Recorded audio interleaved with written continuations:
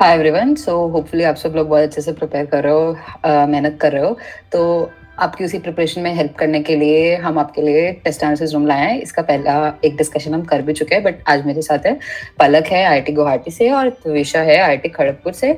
तो हम लोग आपके साथ टेस्ट एनालिसिस डिस्कस कर रहे हैं, क्या इंपॉर्टेंस है इसकी, क्यों आपको करना पड़ेगा अगर आपको लगता है कि आप बहुत सारे टेस्ट दे रहे हो बट आपको उसका कोई फायदा नहीं हो रहा है। तो आपको उसमें हेल्प करेगा ये समझने में कि आपको क्यों फ़ायदा नहीं हो रहा है, आप कहाँ गलत जा रहे हो।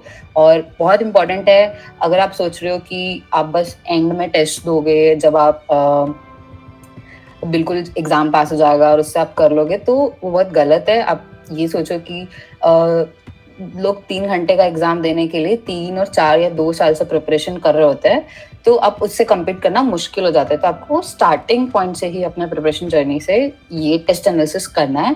तो हम डिस्कस करते हैं कि क्यों करना है, क्या पॉइंट है इसका, ठीक है। तो क्या पर्पस है, क्यों करना चाहिए, वो सब हम डिस्कस करने का ट्राई करेंगे। तो उसको डिस्कस करने के लिए first question you need to ask yourself is कि आप टेस्ट दे ही क्यों रहे हो, टेस्ट का पर्पस क्या है, व्हाट इज इट्स पॉइंट। इस क्वेश्चन को आंसर करो, इसको सोचो। तुम पॉज भी कर सकते हो वीडियो को यहाँ पे और सोचो 2 मिनट कि तुम्हारे लिए टेस्ट का क्या पर्पस है। और इस क्वेश्चन के ऊपर हम थोड़ा टाइम बाद में आएंगे कि क्या नहीं होना चाहिए और क्या होना चाहिए, ठीक है। तो अभी मैं टेस्ट एनालिसिस पे आती हूँ दोबारा कि टेस्ट एनालिसिस क्यों करना चाहिए। इसके ऊपर एक डिस्कशन हम पहले कर चुके हैं, जिसका वीडियो हम यहाँ पे लिंक कर रहे हैं, आप उसमें भी जाके देख सकते हो। That's the first introduction video और ये सेकंड इंट्रोडक्शन वीडियो है, जहाँ पे हम और इसके बारे में डिस्कस कर रहे हैं और आपको डिटेल स्ट्रैटेजी बताएंगे कि आप कैसे कर सकते हो और कैसे आप अपने स्कोर्स को, रैंक को या फिर प्रिपरेशन को बूस्ट कर सकते हो। तो फर्स्ट पर्पस हमें जो लगता है वो है कि टेस्ट का पर्पस यही होता है, राइट। आपको ये आइडेंटिफाई करना है कि आपके कौन से चैप्टर स्ट्रांग है, कौन से वीक है, वो आपको टेस्ट के थ्रू पता चलेगा। आपने कोई चैप्टर सॉल्व कर लिया, मे बी आपके उसमें बहुत सारे डाउट्स थे या नहीं, आपको उससे मे बी नहीं पता चले कि क्या उसका पर्पस था। तो जब आप पेपर दोगे और फिर उसके बाद आप आगे ये देखोगे कि आपने कितने क्वेश्चंस किए, कितने क्वेश्चंस किस चैप्टर में गलत हुए, उसी से आपको पता चलेगा कि आपका क्या चैप्टर वीक था, राइट। अगर आपने सिर्फ पेपर दिया और बस नेक्स्ट पेपर पे चले गए, नेक्स्ट टेस्ट देने चले गए, तो उसका कोई फायदा नहीं। आपको कुछ पता ही नहीं चला कि आपको किस चैप्टर्स पे एक्चुअली वर्क करना था। तो नेक्स्ट टेस्ट में भी वही होगा। तो आपका स्कोर अगर कुछ एक्स अमाउंट था तो वो एक्स से एक्स प्लस समथिंग नहीं होगा, अगर आपने उसको एनालाइज ही नहीं किया, उस पर अपने वीकनेस पे वर्क नहीं किया। तो फर्स्ट गोल इज कि you have to identify your weak chapters. Then the second is कि आपके जब आप पेपर देते हो तो बहुत सारी ऐसी गलतियां होती है, जो जैसे क्वेश्चन गलत रीड कर लेना या फिर कुछ भी बहुत सी एरर्स होते हैं, बहुत कैलकुलेशन एरर होते हैं, 4+2 8 हो जाता है। और ये ऐसी चीज़ें हैं जो आपको लगता है कि आप अवॉइड नहीं कर सकते हो, बट दैट्स नॉट ट्रू।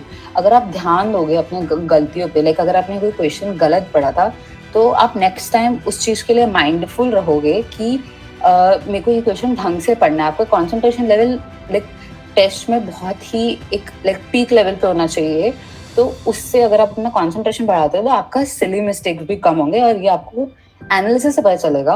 और आपको इससे ये भी रियलाइज होगा कि कितने मार्क्स आप सिर्फ और सिर्फ अपने सिली मिस्टेक्स की वजह से लूज कर रहे हो।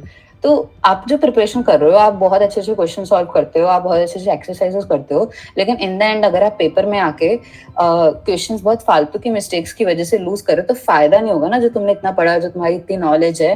तो इसलिए ये पोर्शन एनालाइज करना भी बहुत इंपॉर्टेंट है। देन इसकी इम्प्रूव टेम्परामेंट। सो टेस्ट का क्या पर्पज है, what is like other than the fact कि उसमें आपको नए नए क्वेश्चंस देखने को मिलते हैं, वो है कि जो टेस्ट का एनवायरनमेंट होता है और जब आप एक्सरसाइज सॉल्व कर रहे होते हो उसका एनवायरनमेंट होता है, वो बहुत डिफरेंट होता है। जब आप नॉर्मली क्वेश्चन सॉल्व कर रहे हो एक्सरसाइज में, आपके मॉड्यूल्स के या किसी बुक से कर रहे हो, तब आप बहुत रिलैक्स वे में कर रहे होते हो, आपके ऊपर कोई टाइम का प्रेशर नहीं होता है। तो उससे वो टेम्परामेंट डेवलप नहीं होता है जो आपको टेस्ट के लिए चाहिए, या जो आपको लाइक फाइनल डे के लिए या डी डे के लिए चाहिए, वो नहीं डेवलप होता है। वो तुम्हारा जो तुम एक्चुअल एनवायरनमेंट में जब टेस्ट दोगे, वो उससे डेवलप होगा कि तुम्हारा जैसे अगर कोई जैसे तुम एक्सरसाइज सॉल्व कर रहे हो तो तुमसे कोई क्वेश्चन नहीं हुआ, तो you will just move on to the next question and you will leave the first question as like कि ठीक है नहीं हुआ, मैं टीचर से पूछ लूंगा या फिर मैं बाद में कर लूंगा। बट पेपर में आप नहीं कर सकते, पेपर में आपको मे बी आपको उस क्वेश्चन पे दोबारा आना पड़ेगा। तो वो लाइक एटीट्यूड डेवलप करना कि मेरे को क्वेश्चन करना ही करना है, क्वेश्चन सिलेक्शन करना, और ये सब आप टेस्ट के थ्रू डेवलप करोगे। तो टेस्ट एनालिसिस इसमें कैसे हेल्प करेगा आपको? टेस्ट एनालिसिस आपको इसमें ऐसे हेल्प करेगा कि आपको रियलाइज होगा कि कुछ कुछ क्वेश्चंस जो आपने सिर्फ और सिर्फ अपने हड़बड़ी में, लाइक अगर आप लूज कर रहे हो कुछ क्वेश्चंस को, तो वैसे वैसे क्वेश्चन आइडेंटिफाई करने में आपको टेस्ट एनालिसिस हेल्प कर सकता है। तो other most important thing is कि टाइम मैनेजमेंट। अगर कुछ कुछ ऐसे क्वेश्चंस हैं जो आपके पेपर में सिर्फ इस वजह से छूट रहा है बिकॉज आप उनको कभी एक बार अटेम्प्ट ही नहीं कर पाए। आइडियली आपके पेपर में लिटरली एक भी क्वेश्चन ऐसा नहीं होना चाहिए जो आपने पढ़ा भी नहीं है, बिकॉज अगर आपने वो क्वेश्चन पढ़ा ही नहीं तो आपको पता ही नहीं वो इजी था या टफ था, या आपसे हो सकता था या नहीं हो सकता था, तो आपने तो वो मार्क्स सीधा सीधा लूज कर दिए ना। आपके लिए वो पेपर रहा ही नहीं 360 मार्क्स का। अगर 360 मार्क्स का पेपर है तो वो आपके लिए, अगर आपने 3 क्वेश्चन छोड़ दिए तो 12 मार्क्स तो ऐसे ही गए, मतलब चाहे वो क्वेश्चन ईजी था या टफ था। तो ये बहुत इंपॉर्टेंट है अपना टाइम मैनेज करना, अपना तो अगर आपके तो वही यहाँ पे एनालिसिस आपको हेल्प करेगा ये समझने में कि वही कि कितने क्वेश्चन आपने सिर्फ इस वजह से लूज किए। सो बेसिकली एनालिसिस से हम आपको ये बताना चाह रहे हैं कि there is 2 parts to it. First is कि आइडेंटिफाई आपको किस किस टॉपिक्स पे काम करना है, सेकंड इज टू आइडेंटिफाई कि किस किस स्किल्स पे काम करना है, जैसे टाइम मैनेजमेंट है, टेम्परामेंट पे काम करना है, एटीट्यूड पे काम करना है। तो 2 पार्ट्स है उसके, तो दोनों में हेल्प करेगा आपको। देन इसकी सिलेक्शन ऑफ क्वेश्चन और टाइम मैनेजमेंट 2 बहुत बड़े पिलर्स है, लाइक किसी भी पेपर को, किसी भी टेस्ट को, किसी भी मॉक टेस्ट को अटेम्प्ट करने के लिए। बिकॉज अगर आप गलत क्वेश्चन चूज कर रहे हो, लेट्स से कि पहले 3 क्वेश्चन एक सब्जेक्ट में सबसे डिफिकल्ट क्वेश्चन थे, लाइक मतलब बहुत डिफिकल्ट क्वेश्चन थे, और आपने ऑर्डर से शुरू कर दिया और आप उन्हीं 3 क्वेश्चन पे अटक गए, आपका आधा घंटा तो गया उधर 3 क्वेश्चन पे। तो आपको क्वेश्चन देख के समझना चाहिए कि आप कर सकते हो या नहीं उसे। मतलब ऑब्वियसली कुछ कुछ क्वेश्चन ऐसे रहेंगे जो आपको लगेगा कि आप कर सकते हो, बट वो नहीं हो पाएंगे। तो किस टाइम पे उस क्वेश्चन को छोड़ के आगे बढ़ना है वो भी आपको टेस्ट से ही समझ आएगा, राइट? और फिर सिर्फ टेस्ट देने से कुछ नहीं होगा। टेस्ट के बाद जब आप उसके बारे में थोड़ा टाइम बैठोगे, उसको समझोगे, तभी उसका फायदा होगा। तभी आप उसको समझ पाओगे कि ठीक है, तुम यहाँ गलत किया था, तुमने यहाँ पे बहुत ज्यादा टाइम स्पेंड किया था, नेक्स्ट टाइम से ऐसी गलती नहीं होनी चाहिए, नेक्स्ट टाइम से बेटर क्वेश्चन सिलेक्शन करना है। सो कोर इश्यूज, यहाँ पे मैं क्या बोलूँ, टू आइडेंटिफाई कोर इश्यूज का मतलब है कि अगर आपके किसी सब्जेक्ट में या किसी टेस्ट में मार्क्स कम आए हैं तो उसका ओनली रीजन ये नहीं है कि आपका वो चैप्टर वीक था जो भी उस टेस्ट में आया था, या आपका वो सब्जेक्ट वीक है। It could just be that you are losing a lot of marks due to silly mistakes, time management और selection of questions। ये सिर्फ इतनी छोटी छोटी बातों पे भी तुम अगर एनालाइज करोगे और ध्यान रखोगे तो वो अपने आप ही मार्क्स में बूस्ट कर देगा। ऑब्वियसली आपको चैप्टर्स पे तो फोकस करना ही है, बट ऐसे जो इजी पोर्शन है, मतलब लाइक बेसिकली कि स्कोरिंग इश्यूज कह सकती हूँ मैं उसको, कि इन इश्यूज पे अगर आप थोड़ा सा भी एफर्ट कर मारोगे तो मार्क्स में बहुत बूस्ट आएगा। ऑब्वियसली आपको चैप्टर्स पे भी एफर्ट तो मारना ही है, बट उसमें ज्यादा मेहनत से उतना बूस्ट नहीं मिलेगा जितना इन इश्यूज पे थोड़ा सा भी काम करोगे तो ज्यादा आउटपुट मिलेगा। तो और टेस्ट का like main purpose is again कि आपको जो आपका फाइनल एग्जाम के दिन जो एनवायरनमेंट होगा वो आपको प्रोवाइड करता है। तो जब आप टेस्ट दे भी रहे हो तब भी आपको, अगर आप खुद से टेस्ट दे रहे हो तो तब भी आपको वैसा ही इन्वायरमेंट रखना है जो आपको फाइनली होने वाला है। तो और इसमें क्या है कि इसमें तुम ये देख सकते हो कि क्या कुछ ऐसा टाइम था जो तुमने लाइक कुछ टाइम पीरियड में तुम कंसंट्रेटेड नहीं थे because of some other distractions. क्या ऐसा कुछ हो रहा है तुम्हारे साथ एग्जाम्स में कि तुम डिस्ट्रैक्ट हो जाते हो? तो लाइक जो तुम्हारा एग्जाम का 3 आवर्स का टाइम होता है उसमें जो तुम्हारा कंसंट्रेशन लेवल है वो लाइक एक डिफरेंट लेवल पे होना चाहिए, राइट? मेरे लिए ऐसा था कि मेरे लिए जो उस टाइम पे जो कंसंट्रेशन है वो कभी मेरे लिए जब मैं अलग से पढ़ रही हूँ या फिर जब मैं सिर्फ कुछ भी अपने से पढ़ रही हूँ उतने में नहीं होता था जो एग्जाम में होता था। तो एग्जाम में होना चाहिए, ऑब्वियसली आपको इतने फटाफट से क्वेश्चंस करने होते हैं तो आपको कुछ भी डिस्ट्रैक्शंस हैं उनको अवॉइड करना सीखना है, आप उनसे अफेक्ट नहीं होना है, बिकॉज ऑब्वियसली कुछ ना कुछ हो सकता है आपके एग्जाम डे पे। तो ये सब भी एनालाइज करना है कि क्या ऐसा हो रहा है कि तुम इसकी वजह से मार्क्स लूज कर रहे हो। तो ये सब हम डिस्कस कर रहे हैं। तो हमने अभी डिस्कस किया बेसिकली कि क्या क्या पॉइंट्स है जहाँ पे हम टेस्ट एनालिसिस से अपने मार्क्स इम्प्रूव कर सकते हैं, क्या क्या इश्यूज इन जनरल लोग फेस करते हैं। आपको आइडेंटिफाई करना है कि आप कौन सा इशू फेस कर रहे हो, जैसे कि क्या आपके सिली मिस्टेक्स की वजह से मार्क्स जा रहे हैं, या टाइम मैनेजमेंट की वजह से जा रहे हैं, या सिर्फ चैप्टर्स वीक है उसकी वजह से जा रहे हैं। तो उसमें ये आइडेंटिफाई करना है कि कौन से चैप्टर्स वीक है, या फिर आप क्वेश्चन सिलेक्शन प्रॉपरली नहीं कर रहे हो, आप बहुत सारे क्वेश्चंस तो ऐसे ही अनअटेम्प्टेड छोड़ देते हो जो आपने पढ़े भी नहीं है, वो तो बिल्कुल भी नहीं होना चाहिए। तो ये सब इश्यूज हम एनालाइज करेंगे। तो ये मेरा स्ट्रैटेजी है और या फिर ये मेरा एक्सपीरियंस है, बट मैंने बहुत पहले पास किया था। तो हमारे साथ ऑब्वियसली भी रिसेंटली पास आउट जो लोग अभी कॉलेज जा रहे हैं इस ईयर में, वो लोग है पलक एंड त्विशा। तो वो लोग शेयर करेंगे कि उन्होंने टेस्ट एनालिसिस स्टार्ट क्यों किया था, उनके लिए क्या इम्पोर्टेंस थी उसकी। तो त्विशा, मेरे केस में मैंने स्टार्ट किया था 12th के एंड के आसपास। और स्टार्ट क्यों किया था, क्योंकि मेरे स्कोर्स वैसे तो कांस्टेंट हो गए थे और मेरे को समझ नहीं आ रहा था कि इसको क्या क्या हुआ क्या है। मेरे को कुछ समझ नहीं आ रहा था कि कहाँ पे अभी भी लैग हो रहा है। तो टेस्ट एनालिसिस का मेरा स्ट्रेटजी भी वही था, जैसा कि आपको यहाँ पे आगे बताएंगे भी।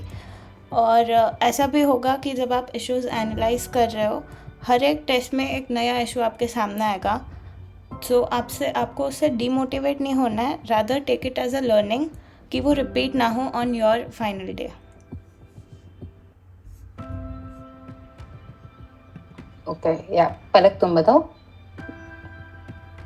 ओके, मैं पर्सनली डायरी मेंटेन करती थी टेस्ट एनालिसिस के लिए। तो उसमें मैं रिस्ट्रिक्टेड नहीं रखती थी, मेरा पैटर्न इम्प्रोवाइज होते रहता था।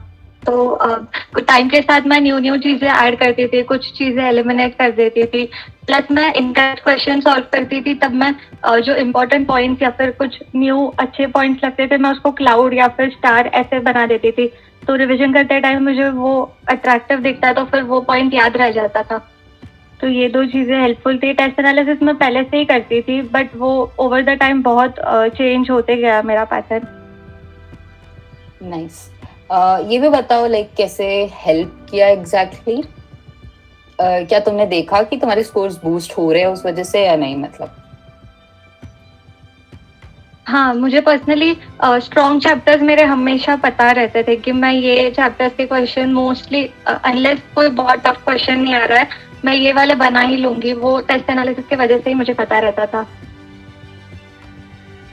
नाइस। मतलब अगर किसी को पता नहीं चल रहा है कि उसका कौन सा चैप्टर वीक है कौन सा स्ट्रॉन्ग है, तो नेक्स्ट टाइम पे जब वो दूसरा टेस्ट देने जा रहा है तो उसको पता नहीं होगा कि मेरे को ये क्वेश्चन, मतलब technique of selecting the questions, right, वो तभी आएगी जब तुम्हें पता होगा कि तुम्हारा क्या स्ट्रॉन्ग है और क्या वीक है, राइट।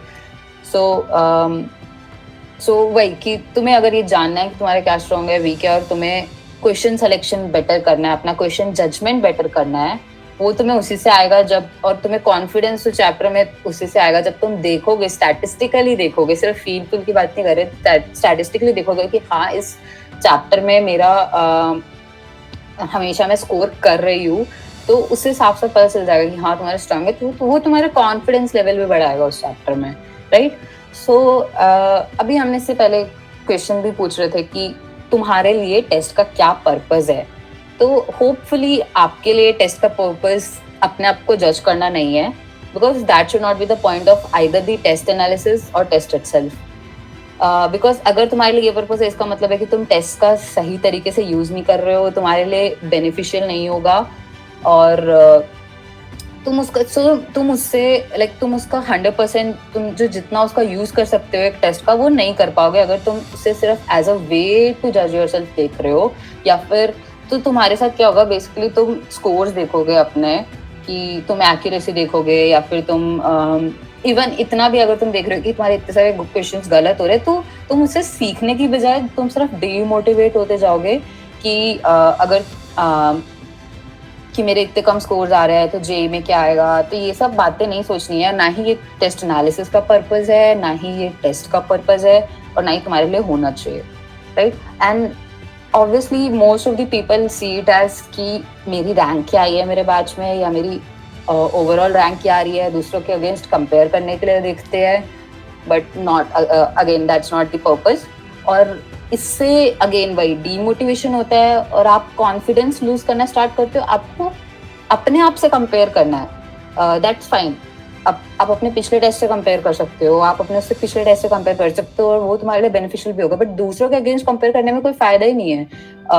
मतलब उससे क्या सीखोगे तुम? तुम्हें ये देखना है ना कि तुम अपने आप से लास्ट टाइम से अभी तक तुमने क्या इंप्रूवमेंट किया। तुमने किसी और के अगेंस्ट इंप्रूवमेंट करने में तो वो एप्पल्स और ऑरेंजेस का कंपैरिजन है, वो एप्पल्स का कंपैरिजन ही नहीं है, तो उससे फायदा ही नहीं होगा। तो वही, तो test analysis as well as test का ये पर्पस नहीं है अगेन। और दूसरा लोग देखते हैं कि मेरा ये अभी टेस्ट में स्कोर आ रहा है, तो मेरा जेईई मेंस में या जेईई एडवांस में ये स्कोर आएगा, और ये स्कोर आएगा तो मेरे को ये रैंक मिलेगी, ये रैंक मिलेगी तो मेरे को ये कॉलेज मिलेगा। ये पूरे लूप में नहीं फंसना है, इस लूप से बाहर रहो और इसमें मत फंसो। इससे क्या होगा, इसका क्या फायदा है? लिटरली बताओ कि तुम अगर आज अपना कॉलेज प्रिडिक्ट कर लोगे तो उसका फायदा क्या होगा? कोई फायदा नहीं है उसका। इससे अच्छा जो तुम प्रिडिक्ट कर रहे हो उससे बेटर करोगे अगर तुम वो टाइम प्रिडिक्शन में हटा के एक्चुअली इसको एनालाइज करने में लगाओगे और इससे सीखोगे कि तुम्हें नेक्स्ट टाइम में क्या बेटर करना है, राइट। तो आई होप कि तुम समझ गए हो कि जो हम यहाँ पे टेस्ट एनालिसिस करवा रहे हैं तुमसे, या जो अभी हम आगे बताएंगे, और वो बहुत एक हमने सोच समझ के स्ट्रैटेजी बनाई है, और उसको तुम ध्यान से सुनना अभी, और उसका पर्पस समझो, और ये भी समझो कि उसका पर्पस क्या नहीं है। जो हमने अभी अभी जस्ट डिस्कस किया, उसका पर्पस नहीं है कि तुम्हें डिमोटिवेट करना या तुम उसको देख के दूसरों के अगेंस्ट अपने आप को कंपेयर करो, वो उसका पर्पस नहीं है, ठीक है।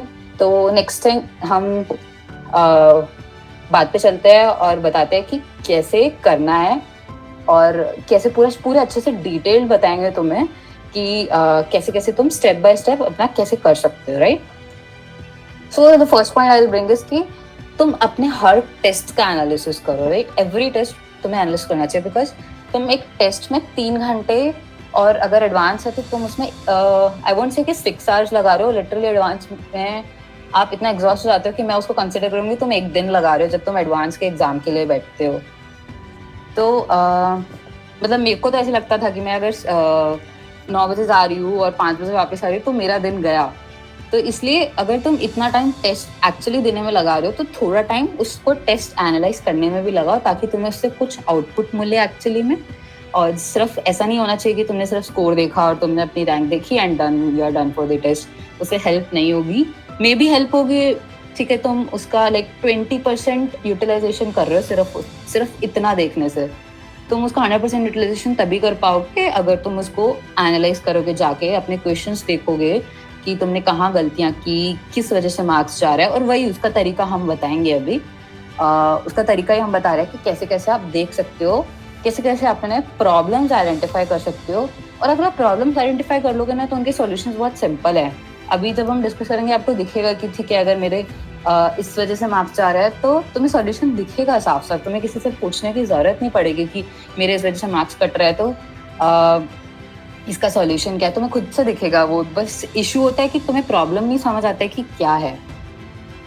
तो यहाँ पे हमारे पास एक टेम्पलेट है जो मैं अभी डिस्कस करूंगी, तो ओवरवेल मत होना इससे, इसको देख के वो बताती हूँ अच्छे से स्टेप बाय स्टेप। बहुत ईजी और सिंपल टेम्पलेट है जो तुम्हारे मेंटर त्विशा ने खुद से क्रिएट किया था।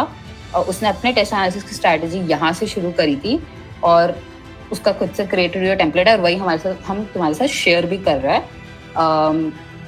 सो a lot of thanks to her for sharing this, and वही उसका हम यहाँ पे फील्ड भी दिखा रहे हैं। तो त्विशा तुम थोड़ी बातें बोलो इसके बारे में। यस, सो ये जो टेम्पलेट है, पहले तो एक ही पेज में आपका पूरा 3 आवर्स का टेस्ट आपको समराइज़ करने में हेल्प कर देगा। और इसको आप भरोगे कैसे, जैसे कि आप देख रहे हो, पहले तो सिंपल चीज़ें, डेट, मार्क्स ऑब्टेन, एक्यूरेसी, और फिर सब्जेक्ट वाइज मार्क्स और एक्यूरेसी। पहले आप इतना फिल कर लोगे, फिर हमने आपको 3 कॉलम्स बना के दिया सब्जेक्ट वाइज, जहाँ पे 1 से 25 तक सीरियल नंबर्स होंगे, यानी कि आपके क्वेश्चन नंबर्स होंगे। 1 से 20 तो आपके सिंगल करेक्ट ही रहेंगे। लास्ट के 5 आपके न्यूमेरिकल होंगे। आप यहाँ पे सिर्फ वही क्वेश्चंस मेंशन करोगे जो कि आप अटेम्प्ट कर रहे हो आउट ऑफ 10।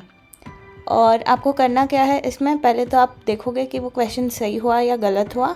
मैं पर्सनली स्माइली वाले फेसेस यूज़ करती थी। Smiley face for a correct option, neutral face for not attempting it, and a sad face for getting it wrong. So आप अपने हिसाब से कर सकते हो। इसको आप टिक एंड क्रॉस में भी कन्वर्ट कर सकते हो। अगर आपका क्वेश्चन सही होता है तो आप ये बताओगे कि वो टॉपिक कौन सा था, और आप ये भी लिख सकते हो अगर क्वेश्चन गलत जा रहा है कि क्या हुआ था, क्या वो सिली मिस्टेक था, क्या वो टाइपो था, जो भी था वो आप लिख लोगे। और अगर क्वेश्चन आपने अटेम्प्ट नहीं किया है तो आप वहाँ पे शॉर्ट में 1 या 2 वर्ड्स में लिख सकते हो कि क्यों ऐसा हुआ था।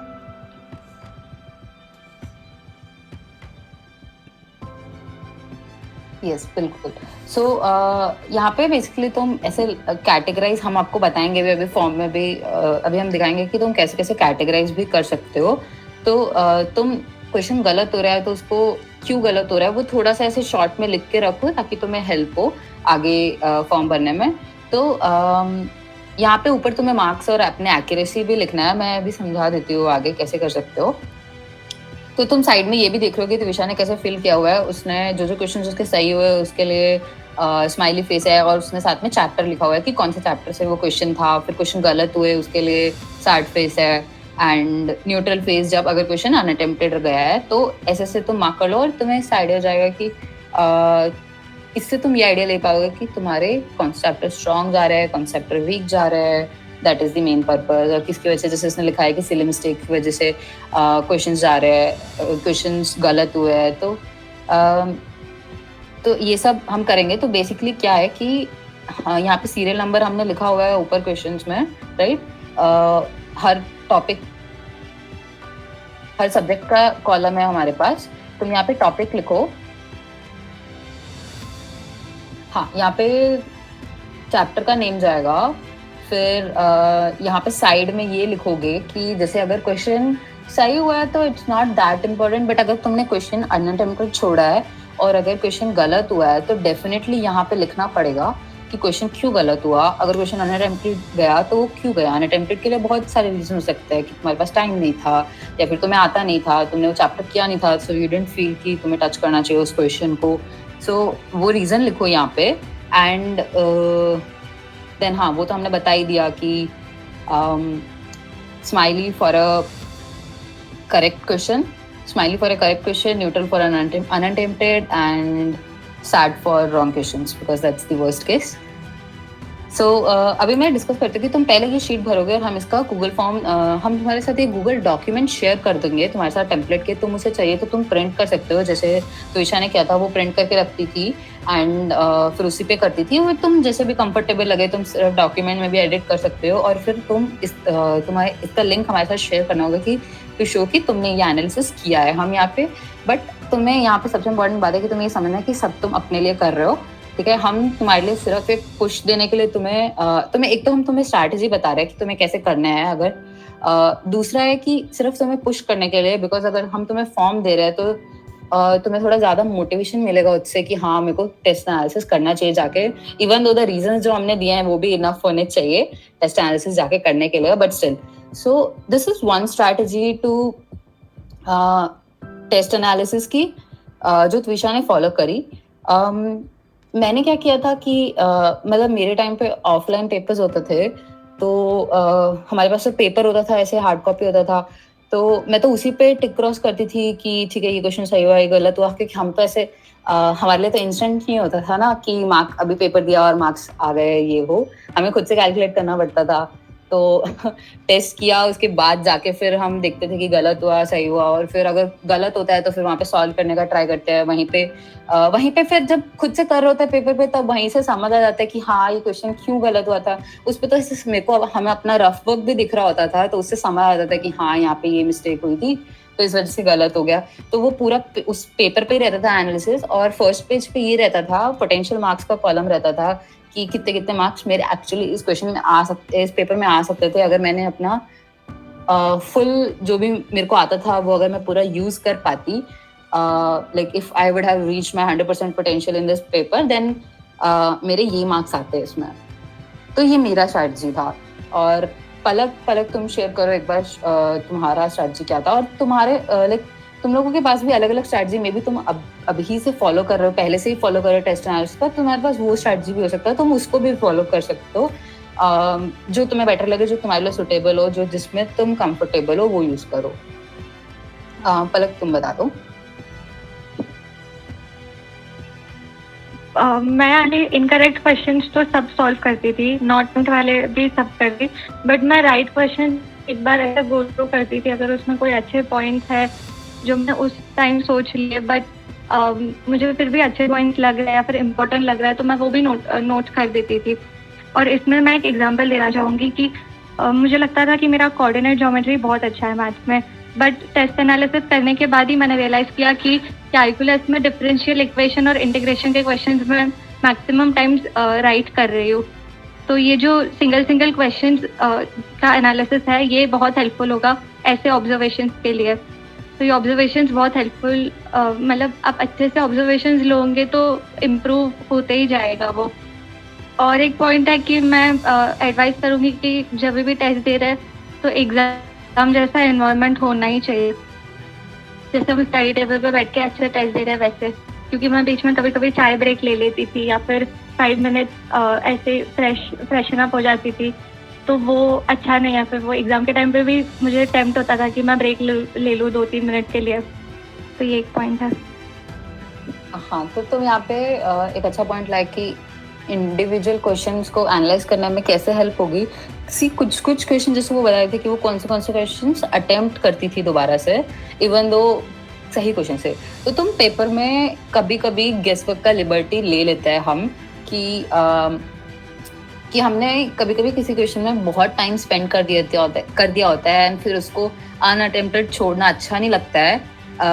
तो हम कभी कभी थोड़ा गेस वर्क कर देते हैं, और but it should be like estimated और कैलकुलेटेड गेस वर्क जब आप कर रहे हो। और कभी कभी लकी लेना हो, बट बहुत कम होता है वैसे, बट वो सही भी हो जाता है, but still you didn't reach its answer like. But तो इवन इफ तुम यहाँ पे मार्क कर दोगे कि हाँ तुम्हारा क्वेश्चन सही हो गया, तुम्हें स्टिल जाके उस क्वेश्चन को करना पड़ेगा क्योंकि अगर दोबारा कभी आएगा तुम फिर उसमें फंसोगे, फिर तुम कोई गेस वर्क करोगे और फिर तुम्हारा सही नहीं होगा, तो उसका पॉइंट नहीं है ना। तो फुली यूटिलाइज करने के लिए तुम ऐसे क्वेश्चंस भी सॉल्व करो जिनमें तुमने ट्रिक्स अपनाई, मतलब ट्रिक्स इन द सेंस कि गेस वर्क किया, या फिर कुछ ऐसे क्वेश्चंस जो ऐसा होता है ना जो ऑब्जेक्टिव मेथड्स हो जाता है, जिसको हम बोलते हैं कि ऑप्शंस देख के किए, जो तुमने लाइक अगर तुम्हें सिर्फ क्वेश्चन दे देखो या तुमसे नहीं होगा, तुमने ऑप्शंस देख के क्वेश्चन किया, वो वाले क्वेश्चंस भी थोड़ा ऐसे अच्छे से एनालाइज करो उनको। ये हम थोड़ा टेस्ट स्ट्रैटेजी पे चले गए, बट फाइन, इट्स ओके।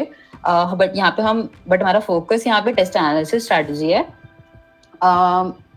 तो वैसे क्वेश्चंस भी उनपे थोड़ा ज्यादा उनपे भी फोकस करो, मतलब रॉन्ग और अनअटेम्प्टेड क्वेश्चंस पे तो तुम करोगे, लेकिन करेक्ट क्वेश्चंस में भी तुम्हें ये देखना है कि तुमसे वो अच्छे से हुआ होना चाहिए क्वेश्चन। मतलब अगर उसका कोई वेरिएंट या सेम क्वेश्चन दोबारा आएगा तो तुमसे फट से होना चाहिए वो क्वेश्चन। तो वैसे क्वेश्चंस पे फोकस करना भी बहुत जरूरी है, ठीक है। तो अभी हमने तुम्हें टेम्पलेट दे दिया, तो तुम ये टेम्पलेट पहले भरोगे, राइट। एंड फिर तुम यहाँ पे तुम अपने मार्क्स लिखोगे, सब्जेक्ट मार्क्स लिखोगे सब्जेक्ट वाइज, एक्यूरेसी लिखोगे सब्जेक्ट वाइज, और ओवरऑल एक्यूरेसी लिखोगे, ओवरऑल मार्क्स लिखोगे, राइट। इसके बाद तुम्हें क्या करना है, इसके बाद हम तुम्हें गूगल फॉर्म दे रहे हैं जो उसमें तुम्हें अपने लाइक बेसिकली अपना एनालिसिस या फिर तुमने जो टाइम इस पे स्पेंड किया उससे तुमने क्या सीखा, तुम्हारे क्या कंक्लूजन्स हैं, वो तुम उस फॉर्म में शेयर करोगे, ठीक है। तो मैं अभी वो शेयर कर रही हूँ। तो जैसे तुम बीइंग आईआईटीएन कंसिस्टेंसी चैलेंज का फॉर्म फिल करते हो, वो तुम डेली बेसिस पे फिल करते हो। बट ये टेस्ट एनालिसिस का फॉर्म तुम्हें डेली बेसिस पे फिल करने की जरूरत नहीं है। तुम्हें जब भी तुम टेस्ट देते हो फिर उसके बाद तुम थोड़ा टाइम स्पेंड करोगे उसके टेस्ट एनालिसिस पे, उसके बाद तुम्हें ये फॉर्म फिल करना है। तुम पहले वो टेम्पलेट भरोगे जो हमने दिया है, उसका हम डॉक्यूमेंट का गूगल डॉक्यूमेंट लिंक शेयर कर देंगे, तुम वो यूज कर सकते हो उसका कॉपी बना के, राइट। तो और फिर ये तुम फॉर्म फिल करोगे, तो यहाँ पे पहले ईमेल लिख देना अपना एंड फिर योर नेम। इस दिन तुमने एग्जाम दिया, लेट्स से तुमने कल एग्जाम दिया था, राइट? कितने मार्क्स तुम्हारे आए, ठीक है? फिर तुम्हारी सब्जेक्ट में एक्यूरेसी, जो तुमने वो हमने जो टेम्पलेट दिया जो तुमने उसमें भरी होगी, वैसा वही तुम्हें एक्यूरेसी लिखनी है, ऐसे सब्जेक्ट वाइज तुम्हें लिखना है, यहाँ पे फिल करना है, राइट? और फिर तुमने कितने क्वेश्चंस अनअटेम्प्टेड छोड़े, ठीक है? तो वो फिल करो यहाँ पे। फिर यहाँ पे तुमने हमने बोला कि जो हमने टेम्पलेट दिया है उसमें तुम हर क्वेश्चन के साइड में लिख रहे होगे कि ये तुमने क्यों तुम्हारे इसमें मार्क्स कटे। तो सिली मिस्टेक्स की वजह से क्वेश्चन गलत हुआ होगा, तो यहाँ पे लिखो कि कितने मार्क्स सिली मिस्टेक्स की वजह से गए, ठीक है? फिर number of patients left due to poor time management. Poor time management का मतलब यहाँ पे है यहाँ पे वो वाले क्वेश्चंस लिखने हैं जो अगर तुम एक बार में करते हो तुमसे हो जाता, बट तुमने वो पेपर में देखा तक नहीं बिकॉज तुम उस क्वेश्चन तक कभी पहुंच ही नहीं पाए। वैसे क्वेश्चंस का नंबर तुम्हारे फाइनल एग्जाम में 0 होना चाहिए। तो तुम्हें ये स्टेप, अगर तुम्हारे लेट्स से अभी तुमने 5 क्वेश्चंस ऐसे थे जो पेपर में जो तुम्हें आते थे, जो तुम कर सकते थे, तुम्हें ज़्यादा टाइम भी नहीं चाहिए था, सिर्फ तुम कभी पहुंच नहीं पाए इस वजह से तुमने छोड़ दिए, तो दिस इज लाइक 20 मार्क्स। तो 20 मार्क्स इस वजह से लूज करना इज नॉट गुड। तो यहाँ पे वो लिखना है तुम्हें। फिर इसके बाद हम तुम्हारा पोटेंशियल स्कोर कैलकुलेट करवा रहे हैं, which will be the actual marks you obtained, then the marks जो तुम्हारे सिली मिस्टेक्स की वजह से गए, एंड फिर मार्क्स जो तुमने पुअर टाइम मैनेजमेंट की वजह से लूज किया, ठीक है?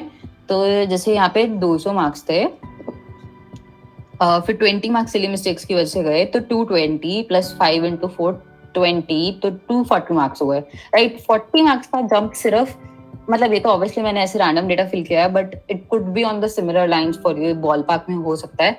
तो ऐसे तुम्हें डिफरेंस पता चलेगा कि तुम्हारे कितने मार्क्स एक्चुअली आ सकते थे। और इसमें हम ये इंक्लूड नहीं कर रहे हैं कि तुम्हारा चैप्टर स्ट्रॉन्ग था या वीक था, उससे कोई लेना देना ही नहीं है। ये तो सिर्फ और सिर्फ ऐसे मार्क्स हैं जिसमें तुम थोड़ा सा एफर्ट मारोगे, थोड़ा सा एनालाइज करोगे, नेक्स्ट टाइम से थोड़ा माइंडफुल रहोगे, अपने टाइम मैनेजमेंट स्किल्स बढ़ाओगे। These are like soft skills, मतलब बेसिकली कि एक स्किल है कि तुम्हारा चैप्टर में तुम कितना प्रोफिशिएंट हो, दूसरा स्किल है कि तुम पेपर देने में कितना प्रोफिशिएंट हो। तो जो सेकंड स्किल है उसको मास्टर करना इजी है और उसका आउटपुट भी ज़्यादा है, ठीक है? तो उस पर फोकस करना भी बहुत इंपॉर्टेंट है, ठीक है? फिर हम नेक्स्ट पूछ रहे हैं कि तुम्हारे बेसिकली टेस्ट में सिलेबस क्या था, तो तुम यहाँ पे फिल कर सकते हो क्या क्या उसमें आया था। ये तुम्हारे रिकॉर्ड के लिए रहेगा और हम तुम्हें ये जो भी तुम यहाँ पे फिल करोगे वो हम तुम्हारे साथ शेयर कर देंगे। बेसिकली तुम्हारे पास मेल आ जाएगा कि तुमने इसके साथ रिस्पॉन्ड किया था, तो तुम्हें हेल्प रहेगा, तुम्हारे पास मेल में रहेगा कि तुम्हारे सिलेबस में क्या क्या टेस्ट आ रहा है, तो टेस्ट में क्या क्या सिलेबस आ रहा है, तो वो ट्रैक रहेगा, ठीक है? तो इसमें ये फिल कर सकते हो कि कौन से चैप्टर्स आए थे। फिर जो चैप्टर्स आए थे, जैसे फिजिक्स में आया ग्रेविटेशन, सॉलिड्स एंड फ्लूइड्स, जैसे थर्मोडायनामिक्स ऑल्सो, तो इन तीनों में से लेट्स से तुम्हारा कोई एक चैप्टर वीक था, जो तुम्हें पता है, जो तुम्हें टेस्ट में दिख रहा है कि जब तुमने लिखा था कि तुमने उस टेम्पलेट में जब तुमने लिखा था कि वीक क्वेश्चन, जो तुम्हारे अनअटेम्प्टेड क्वेश्चन है या जो रॉन्ग क्वेश्चन है वो किस चैप्टर से है, उससे देख के तुम यहाँ पे फिल करोगे कि तुम्हें क्या लग रहा है उस टेस्ट की परफॉर्मेंस की वजह से तुम्हारे वीक चैप्टर्स क्या है। लेट्स से ग्रेविटेशन, ऐसे ही सिमिलरली तुम्हें केमिस्ट्री में करना है और फिर मैथ्स में। और वीक तुमने एनालाइज कर लिया, तो वीक एनालाइज करके तुम क्या करोगे, उन चैप्टर्स पे वर्क करोगे नेक्स्ट टेस्ट से पहले, राइट?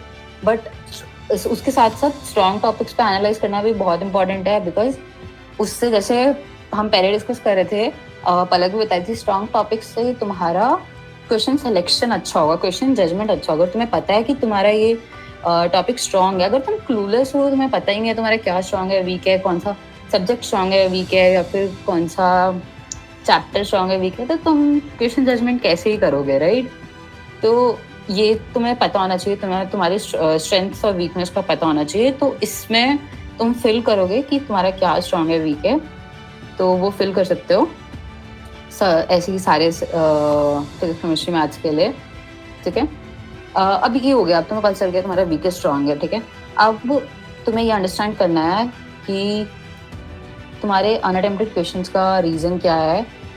अब उसके अनअटेम्प्टेड क्वेश्चंस के लिए कुछ भी रीज़न हो सकता है, जो हमने लिस्ट किए हैं, but this is a subset, this is not an exhaustive list. तो पहला रीज़न है कि चैप्टर ही नहीं किया हुआ था तुमने।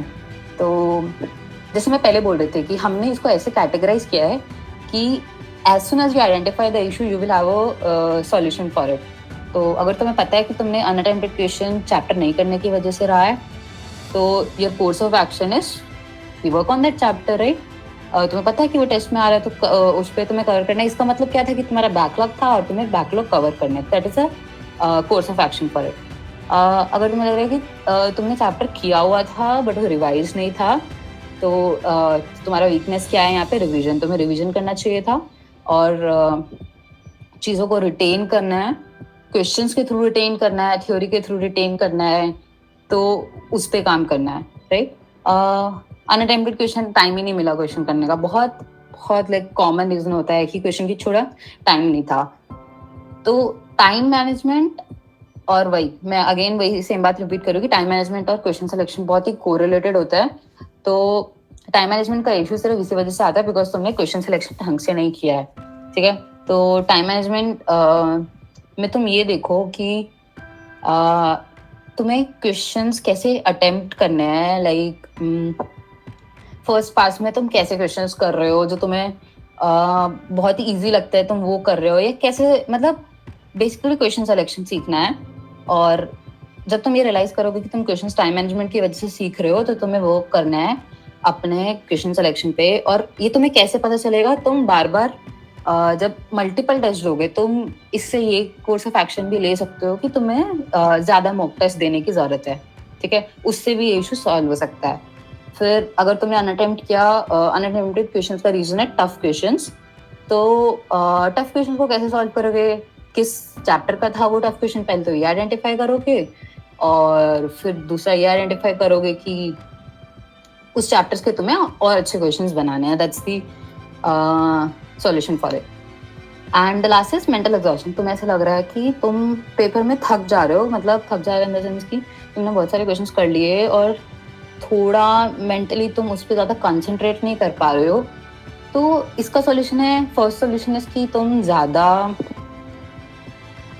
पेपर्स दो। सेकेंड इज कि तुम लाइक टाइम बाउंड मैनर, जो तुम चैप्टर्स कर रहे हो उसको भी टाइम बाउंड मैनर में करो। मतलब जो तुम नॉर्मल एक्सरसाइजेस भी कर रहे हो उसको भी थोड़ा टेस्ट एनवायरनमेंट की तरह सिमुलेट करने का ट्राई करो।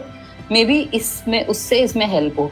और maybe your reason is not listed in these like options, so you can tell us what your issue is in this other section also. Then this was for unattempted questions. For wrong questions there are different set of reasons. The first is कि question tricky था।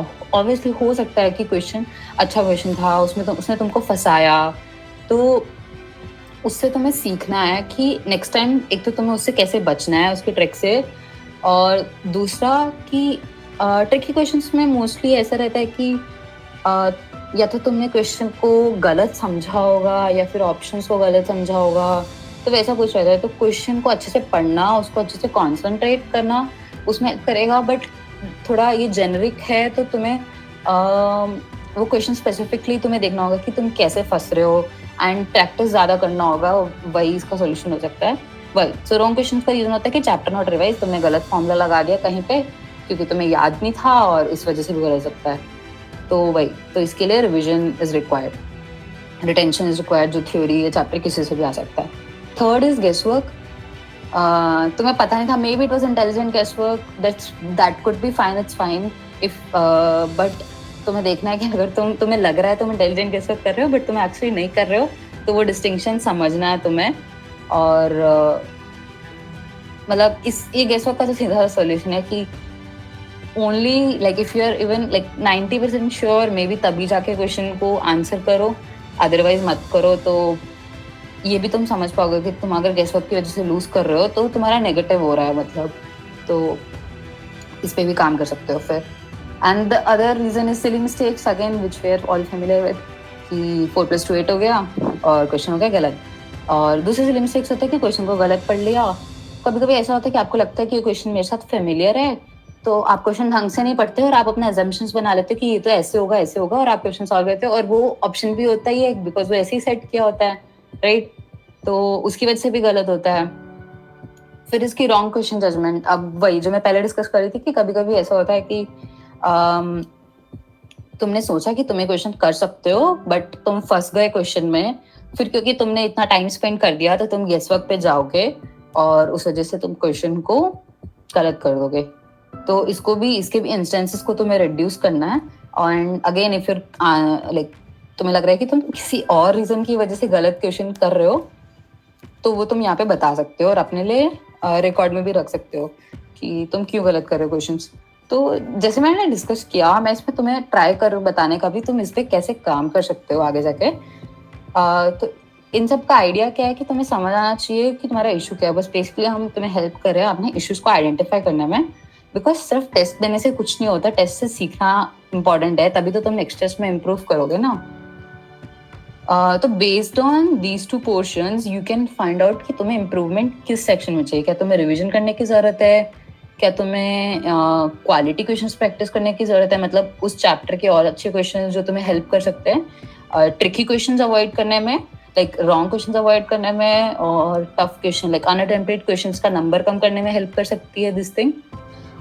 Then do you need like are you doing like a lot of silly mistakes, is that the reason for you losing marks, और वही question judgement अच्छे से नहीं कर रहे हो, क्वेश्चन सिलेक्शन अच्छे से नहीं कर रहे हो, तो ये सब तुम बता सकते, तुम अपने लिए नोट कर सकते हो कि तुम्हें किस किस एरिया में इम्प्रूवमेंट्स चाहिए, किस किस चैप्टर्स में इम्प्रूवमेंट्स चाहिए, किस किस लाइक टाइम मैनेजमेंट में इम्प्रूवमेंट चाहिए, या फिर किस में किस सेक्शन ऑफ जो भी हमने यहाँ पे लिस्ट करने का ट्राई किया तुम्हें किस में इम्प्रूवमेंट चाहिए, वो तुम यहाँ से आइडेंटिफाई कर सकते हो। फिर यहाँ पे हमने लिखा time taking analysis test. maybe you're spending like whatever time you're spending to do all this, like filling the form, filling the template, वो यहाँ पे बताओ कि कितना टाइम तुम्हें लग रहा है। अगर हमें दिखेगा कि तुम लोग बहुत ज़्यादा टाइम स्पेंड कर रहे हो तो उसका हम या तो कुछ सॉल्यूशन करेंगे या फिर हम इस फॉर्म को थोड़ा छोटा करेंगे। अगर तुम्हें लग रहा है कि फॉर्म लेंथी है तो एक बार बताओ कि तुम्हें कितना टाइम लग रहा है एनालाइज करने में। तो उसके बाद फिर हम इसको मॉडिफाई भी कर सकते हैं उस बेसिस पे, अगर हमें दिखता है कि बहुत ज़्यादा टाइम लग रहा है लोगों को ये एनालाइज करने में, बिकॉज इतना ज़्यादा टाइम भी स्पेंड नहीं करते हैं, ऑब्वियसली एक optimal amount of time he spend करेंगे हम इस पे। और फिर यहाँ पे तुम बेसिकली अपने लिए तुम्हें जो भी लिखना है वो लिख सकते हो कि तुमने क्या इम्प्रूव किया लास्ट टाइम जब तुमने ये टेस्ट एनालिसिस किया था। और अगर तुम ये पहली बार कर रहे हो और इस फॉर्म की वजह से कर रहे हो तो you can skip this part, but the next time तुम जब ये फॉर्म करोगे या जो तुम टेस्ट अपना दोगे उसके बाद ये फिल करोगे तो तुम्हें इसमें बताना है कि तुमने अभी से लेके लास्ट तक क्या क्या इम्प्रूव किया, और तुम्हें क्या लगता है कि मतलब थोड़ा समराइज कर देना और जो भी तुमने अभी यहाँ पे पढ़ा था कि तुम्हें किस किस चीज़ में इम्प्रूवमेंट चाहिए, क्या क्या इश्यूज है, थोड़ा यहाँ पे समराइज करके तुम सब्जेक्टिवली लिख सकते हो। And let's say 1 our and यहाँ पे अपना बता सकते हो कि डेल्टा बताओ बेसिकली कि तुम्हें क्या लगा कि तुमने जो लास्ट टाइम टेस्ट एनालिसिस किया था उससे तुम्हें क्या क्या फ़ायदे हुए, कितने मार्क्स तुम्हारे इम्प्रूव हुए। अगर तुम उसको क्वांटिफाई कर सकते हो तो वो सब यहाँ पे लिख सकते हो, ठीक है। फिर तुम सबमिट करोगे तो तुम्हारे पास तुम्हारा इसका रिस्पॉन्स आ जाएगा और तुम्हारे पास भी रिकॉर्ड में रहेगा, हमारे पास भी रहेगा, हम भी उसको वॉच करते रहेंगे, but this is strictly for you. So या त्विशा और पलक तुम कुछ शेयर करना चाहोगे यहाँ पे तो बताओ। आई वुड से कि ये जो टेस्ट एनालिसिस रूम है this can be a game changer for you. इसको अपने नेक्स्ट टेस्ट से शुरू करो and believe me test analysis important होता है। जो मुझे बहुत लेट रियलाइज़ हुआ वो आप लोग को अभी से पता चल रहा है। तो make the best use of this. All the best. हाँ, मैं भी यही बोलना चाहूँगी कि थोड़ा ज़्यादा टाइम लग रहा है तो पैनिक नहीं करना चाहिए कि टेस्ट देने में 1 दिन गया और फिर टेस्ट एनालिसिस में बहुत ज़्यादा टाइम जा रहा है। तो वो पैनिक नहीं करेंगे, उससे ऑब्वियसली लर्निंग्स बहुत ज़्यादा मिल रहा है। तो हाँ, ऑल द बेस्ट। या थैंक्स फॉर शेयरिंग। सो हमने बहुत यहाँ पे डिटेल स्ट्रैटेजी ट्राई किया शेयर करने का। तुम्हें यहाँ पे इसका गूगल फॉर्म का लिंक और एज वेल एज डॉक्यूमेंट का लिंक और ये स्लाइड्स भी तुम्हें मिल जाएंगी, सारा डिस्क्रिप्शन में मिल जाएगा। यस, ये ध्यान रखना है कि अभी तक हमने जितनी भी बातें बताई है ना स्टूडेंट्स को, उसमें हमने एक चीज आगे ऐड करनी है, वो कि उनके मिनिमम नंबर ऑफ टेस्ट जो हमें चाहिए होंगे 2 हफ्ते में और 4 हफ्ते में, जो हमने अभी ऐड नहीं किया है, राइट? आई थिंक वो पहले बोला था आपने शायद। हाँ, पिछले बार वाले में बोला हुआ है ना। हाँ, पिछले सेक्शन में हमने बोला होता कि मिनिमम नंबर ऑफ टेस्ट चाहिए होंगे, क्योंकि ऐसे नहीं चलेगा ना कि तुम कभी भी दे रहे हो, कुछ भी कर रहे हो, महीने भर में एक बार में आ गए। तो हम ऐसे लोगों को टीआर में नहीं रखने वाले। तो जो क्वालिफिकेशन क्राइटेरिया है ना, हम अभी इस वीडियो में डिस्कस नहीं कर रहे हैं, क्योंकि जैसे हमने बीआईसीसी में क्वालिफिकेशन क्राइटेरिया डाला है, ऑब्वियसली हम अगर वो नहीं रखेंगे तो लोग कभी भी सिंसियरली लेंगे नहीं ना। क्योंकि यहाँ पर पॉइंट ये बन रहा है कि अगर पूरे टीम मेंटर्स मिल करके टाइम दे रहे हैं तो स्टूडेंट्स आखिर उसको किस तरह से यूज कर रहे हैं? क्या वो बस उनके लिए हम करके दे दे रहे हैं, अपना टाइम खर्च कर रहे हैं और वो बस कभी भी उठ करके आ रहे हैं? ऐसे नहीं चलेगा ना। जब करना है तो ढंग से करना है, और नहीं तो फिर तो नहीं है, जैसे चल रहा है चलेगा। बट ये इस चीज को सिंसियरली लेने के लिए हम उन्हीं लोग के एनालिसिस में हेल्प किया करेंगे जो कि एक्चुअली प्रॉपर तरीके से चलेंगे, राइट? तो वो चीज हम आगे करेंगे डिस्कस। अभी तो बस इस वीडियो में यही बातें थी, बट ये ध्यान रहे कि हाँ वो आगे डिस्कस होंगी, क्योंकि पहले तो पार्टिसिपेट करने का तरीका इंपॉर्टेंट है ना, वो तो आ जाए। सो दैट इज व्हाट के वो हम लोगों ने यहाँ पर सीखा। ठीक है, चलो कोई नहीं, कंक्लूड कर लो और फिनिश कर लो। अभी ये डिस्कस करना है फिर, मतलब जितना आप बता रहे हो उतना शॉर्ट में? हाँ, हो गया। बस मैं एक बस रिमाइंडर डालना चाहता था कि वो आगे हम डिस्कस करेंगे। ये मत सोचना है कि बस तुम कभी भी उठ करके आ जाओगे और कभी भी भर लोगे। मिनिमम नंबर ऑफ टेस्ट अपने को चाहिए होगा, है ना? तभी तो हम कुछ समझ पाएंगे कि तुम्हारा महीने भर में क्या प्रोग्रेस हुआ है, 1.5 महीने में 6 वीक्स में क्या प्रोग्रेस हुआ। तभी तो 2 वीक में 2 मंथ्स में हमें कुछ प्रोग्रेस दिखाई देगा। 6 to 8 वीक्स में कोई भी स्टूडेंट अगर इस चीज को फॉलो करे तो जिस तरह से यूजुअली हर जगह टेस्ट होते हैं 14 डेज पर हो जाते हैं, या मान लो 21 डेज पर हो रहे हैं, तो तुम खुद से भी कुछ पेपर्स दो। क्योंकि बेसिकली तुमको ऐसा थोड़ी ना कि तुम इंतजार करोगे कि कोचिंग में तुम्हारा 14 डेज पर हो रहा है या 21 डेज पर हो रहा है। तुम खुद से भी तो बना सकते हो, और बेसिकली हम यही तो चाहते हैं कि तुम खुद से टाइम बाउंडेड काम करने की आदत डालो, तुम खुद से गलतियां पकड़ने की आदत डालो। बेसिकली हम क्या डेवलप कराना चाह रहे हैं? हमें बिहेवियर, हैबिट डलवाना चाह रहे हैं। तुम एनालाइज किया करो टाइम बाउंडेड प्रैक्टिस को, ये तो सीखने वाले हैं इससे। तो वो चीज़ एक्चुअली आ जानी चाहिए, और वो खुद से भी कुछ टेस्ट देने हैं। तो जरूरी नहीं कि तुम कोचिंग के ही दे रहे हो, तुम खुद से भी टेस्ट पेपर्स बना लो, अपने टाइम बाउंडेड क्वेश्चन मार्क करके ही बना लो, और जब वो तुम करने लगोगे तो ये सब चीज़ें बहुत ईजी हो जाएंगी तुम्हारे लिए, और मज़ा आने लगेगा। तुमको लगने लगेगा कि हाँ मैं तो फिर चीज़ें सारी ओरली होने लगेंगी, पेपर की भी जरूरत नहीं पड़ेगी, तुमको समझ में आने लगेगा मैं क्या कर रहा हूँ। ठीक है, तो वो आगे करेंगे। वो सब टेस्ट कितने मिनिमम होने चाहिए, क्या नहीं होने चाहिए, वो अभी नहीं कर रहा है। वो अभी बस था कि तुमको प्रोसीजर पता चलेगा। हाँ, तो हमने डिटेल साइड से डिस्कस कर दिया तुम्हारे साथ, तो सब कुछ लिंक शेयर करें। तो ऑल द बेस्ट। ठीक, ऑल द बेस्ट। हाँ।